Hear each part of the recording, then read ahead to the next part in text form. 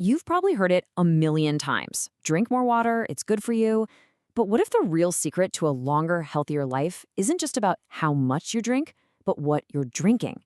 Well, a huge new study is pointing to our daily cups of coffee and tea, and today we're going to break down exactly what they found.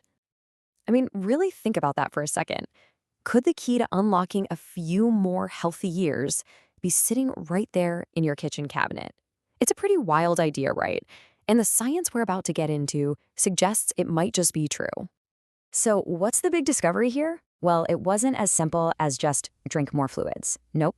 The research pointed to something way more specific. A kind of surprising formula, actually. A particular combination of drinks that seems to give you this amazing protective effect. And this, right here, is the absolute key.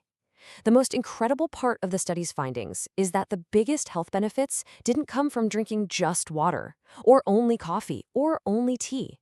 The magic, it seems, is in the mix. It's all about finding that perfect balance. Now, before we all get too excited and start changing up our routines, let's look at the research itself.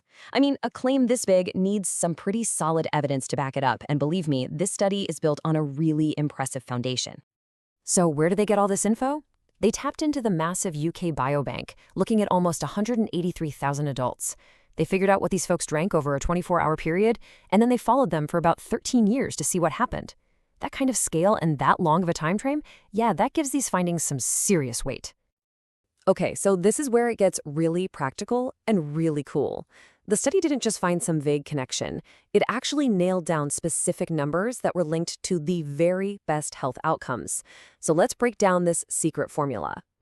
First things first, the total amount you're drinking. The researchers found a sweet spot.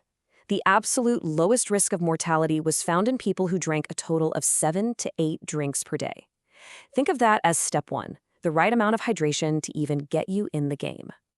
But here's where it gets more specific. It wasn't just about the total number. The study found that the most protective mix had a very specific balance, a 2 to 3 ratio of coffee to tea, along with plain water. So for every 2 cups of coffee you have, the ideal is about 3 cups of tea. And here it is, the big headline number. People who hit that sweet spot, 7 to 8 total drinks, with that balanced mix of water, coffee, and tea, had a stunning 28% lower risk of death from any cause compared to people who drank fewer than 4 drinks a day. I mean, that is a huge, huge finding.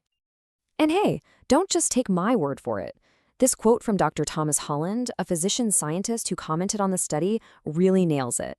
He called the most protective mix a balanced blend, which perfectly captures this whole idea. It's not about one super drink, it's about the combination. So that brings us to the million-dollar question. Why? Why on earth would this specific combo of coffee and tea be so good for us?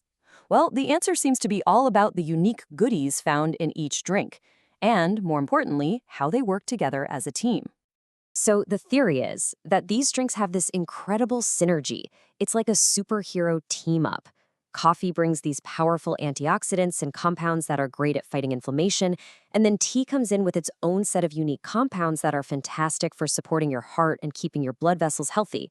When you put them together, you get a protective effect that's way bigger than either one could achieve on its own.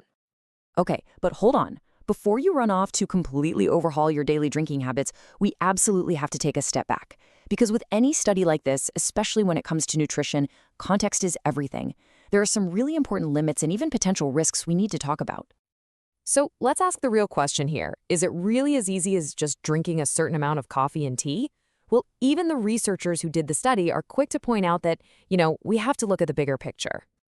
So we have to be real about the limitations. First, this study is observational. That means it shows a strong link, a correlation, but it doesn't prove that one thing causes the other. It also relied on people remembering what they drank, which, let's be honest, isn't always 100% accurate. Plus, we don't know if they were loading up their drinks with milk and sugar, or if they were swapping out sugary sodas for tea and coffee, which would explain the health boost right there. And this part is absolutely critical. More is definitely not better. The researchers found that once people went above 9 drinks a day, all those protective benefits completely vanished. In fact, the extra caffeine actually started to increase cardiovascular risks. This quote from Dr. Eamon Lyard, an expert in human nutrition, just sums it all up perfectly. Like pretty much everything in nutrition, the secret isn't going to extremes. It's all about moderation. All right, so after all that science, all that data, and all those words of caution, what's the bottom line? What can you actually do with this information? Let's boil it all down into a super simple, actionable plan that you can actually use.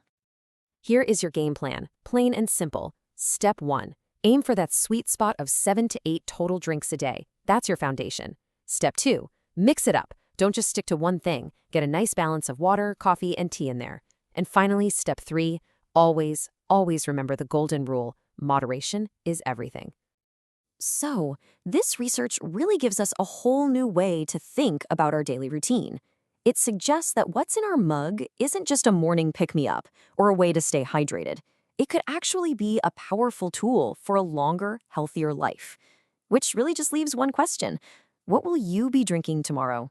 Thanks so much for tuning in.